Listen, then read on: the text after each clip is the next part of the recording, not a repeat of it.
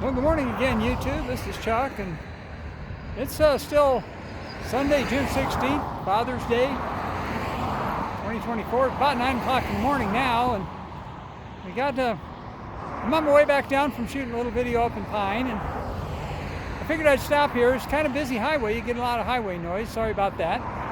But what I'm getting ready to show you here is the bridge right down there. Is the State Route 87 crossing the East Verde River. And as you can tell by looking around, there's some pretty nice cliffs here. Got a couple of stories, firefighter stories, to tell you about this spot. You might find interesting. First of all, back in the early 70s, if you look at that little rock sticking out over there, just to the left of that yellow sign, that's about a 90-foot cliff. And we used to do a lot of our rope training over there. Well, up on top, we used to rappel off of that. Let me get back over here. We used to rappel off of that quite regularly, but we found out that there wasn't any place good to tie off up there. Some of the places that we had to anchor our ropes were a little bit sketchy, and so we decided to fix that. So this was back up in, I said, the early 70s. So we actually climbed up there, and one of the guys had a mining claim, and he actually had a little gas-operated drill, and it kind of looked similar to an outboard motor. And he was a bull of a guy. He wasn't very tall, but boy, he was stout. And that thing probably weighed 90 pounds, and he slung it over his shoulder and packed it all the way up there to drill a hole. Well, one of the other guys carried an axle shaft off a Jeep, and I carried a sledgehammer, and we went up there and we drilled a hole at the top of that thing, and we put that Jeep axle shaft in there, and we pounded it in with a sledgehammer so it'd never ever come out. And that gave us a secure place to tie off our ropes so we could practice rappelling off the top of that. And some years later, somebody actually went up there and put a second one in. So to this day, that's 50 years later, 50 plus years later, those axle shafts are still being used, and they still do rope training at this same spot. But that's one little story. I want to tell you another one. In order to do that, let me just walk down this way a little ways. I was going to try to get out there and stand alongside the road to do that, but I'm a little bit concerned. I don't want to get hit by a car or anything. So let's see if I can get to a spot where I can tell you all this. But some of the background shots, and way back when they were doing if you remember the TV show, The Life and Times of Grizzly Adams, they actually shot some of their background stuff right down in here. And Grizzly Adams' cabin at one point was about, probably half a mile upstream from where I'm standing right now. Oh, look at that. Got to get that old Model T. Honked his horn at us as he went by. Isn't that sweet? Oh, there's another one. Let's see if we got... Now, that looks like just the two of them. Wouldn't that be cool to go out for a ride in a Model T on a day like this? It's going to be a little warm later on, but it's been getting up in the mid-90s. Today it's only supposed to be 90, so it's looking pretty good. And I think if I get over, let me see if I can walk over here by the road, and I can probably stay on this side of the guardrail. Might be a little safer. If I can tell you my story. Okay, well, right down there you can see the bridge. You can see the traffic. There's another old car.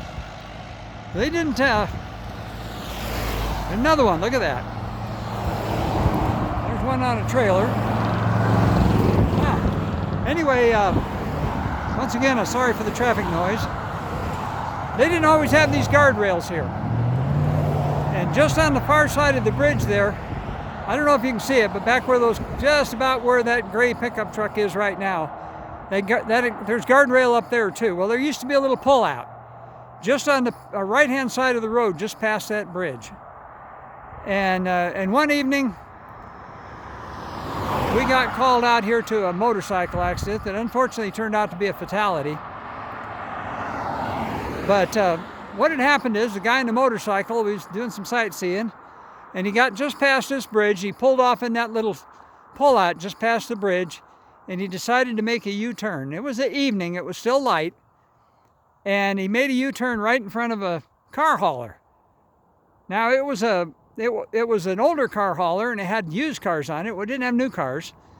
And but the guy in the car hauler tried to miss the motorcycle, and he didn't. Unfortunately, he hit and killed the guy. But in the process of trying to miss the motorcycle, back past that blue car, you see the guardrail back there. Well, that guardrail wasn't there yet. And so in trying to miss the motorcycle, he ended up going off in the canyon over there on that far side. So that'll get you the kind of the setup. Let me tell you a little bit more about the story while I'm walking back over here to my truck. Well, he ended up taking that car hauler off down in that canyon. It had 4 cars on it. And so he was injured, but not as serious as it could have been. So we got called on it. Of course, got out here and got him taken care of, shipped off to the hospital. The other guy, unfortunately, as I said, he was killed instantly when he got hit by a semi, which kind of happens when a semi hits a motorcycle. But anyway, so then the question was, how are we going to get the truck and stuff out of there? Well, they called every wrecker truck they had in town to come up here. And they didn't have the big rotator, 20-ton rotators they have now. And so here we had a semi laying on its left side down in the bottom of that canyon with 4 cars on it. Well, they hooked all three wreckers on it that they had, and all 3 wreckers couldn't move it. So we ended up going down there. By this time it was getting dark, and so we went down there in the dark of night and ended up cutting the mounting points for the 5th wheel on the tractor, the truck part of it, to separate the truck and the trailer. We couldn't get the 5th wheel to release because of the tension that was on it, and we ended up using a cutting torch, and we cut the big U-bolts that held that thing to the truck frame and separated the truck and the trailer in order for them to be able to winch that back out of there. If you can imagine, that was a pretty scary thing, because when we cut that last bolt, man, that thing all shifted. And, we were being as safe as we could possibly be, but there was obviously an element of danger involved there. So that's kind of my second story. My third one will be a little bit shorter. Let me pivot around this way. Looking up the road there, you see that cliff. Well, that cliff didn't used to be cut back near that far. It used to be a lot more vertical. And one stormy night when it had been raining, we had a chunk of rock fell off that cliff. That was about half the size of a semi-trailer and landed right in the middle of that road and closed that road off. Fortunately, it didn't hit anybody. Nobody ran into it. They got the road closed. But we came out and looked at it, and the highway department finally had to come in and bring in a blasting crew, and they had to drill that thing and blast it to get it out of there. The road was closed for about 3-4 days before they finally got it cleared up and opened it again. But that's just, got some other stuff that happened here as well, but those are 3 little stories. Don't want to make this video too long. So let me just tell you, as I always do, take care of each other, love each other.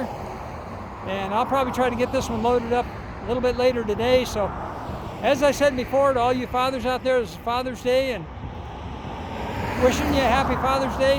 Hope your kids appreciate you. And until we talk to you again, I guess I'll just tell you, peace out for now.